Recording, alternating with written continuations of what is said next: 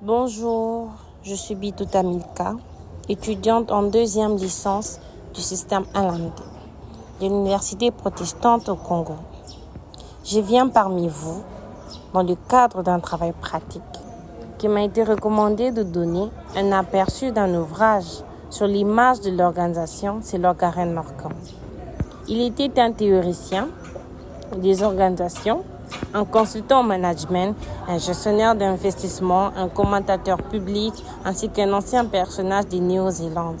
Dans son parcours, il a eu à écrire un ouvrage intitulé « L'image de l'organisation ».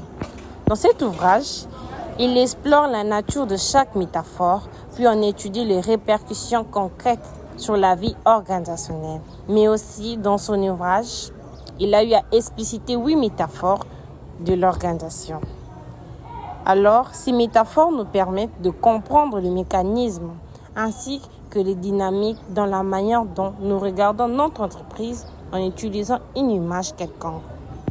Nous avons la métaphore de l'organisation comme système politique pour démontrer que toute organisation est un espace de pouvoir, d'intérêts divergents et de négociations.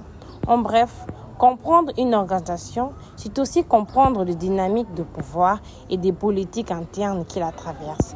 Par exemple, les décisions ne sont pas toujours prises de manière objective. En deuxième position, il utilise la métaphore de l'organisation vue comme une machine. On la définit comme une série de métaphores qui servent à une organisation sur les objectifs de procédure ou plan. Et par là, nous voyons la hiérarchie, Adam Smith, Frederick Taylor, qui nous montrent les différentes parties de l'organisation. Nous avons les prévisions, les planifications, les répartitions des tâches selon les plans relationnels. Troisièmement, Garen utilise l'organisation comme une prison. Les gens deviennent prisonniers de leurs pensées ainsi que de leur routine, croyances. Par là, nous pouvons voir une entreprise qui n'évolue pas par faute de changement ou d'innovation. Et nous avons aussi l'organisation vue comme une culture organisationnelle.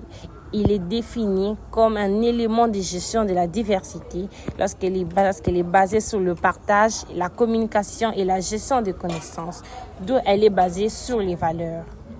Et l'organisation est utilisée comme une transformation. C'est un processus perpétuel, évolution caractérisée par le changement constant, les processus dynamiques, les interactions permanentes. Et nous avons aussi l'organisation utilisée comme un organisme métaphore délicat qui nous rappelle que les organisations ne sont pas seulement des ensembles, mais sont constituées de pièces mobiles individuelles, chacune ayant ses propres besoins, caractérisés par l'adaptation, le changement et consorts.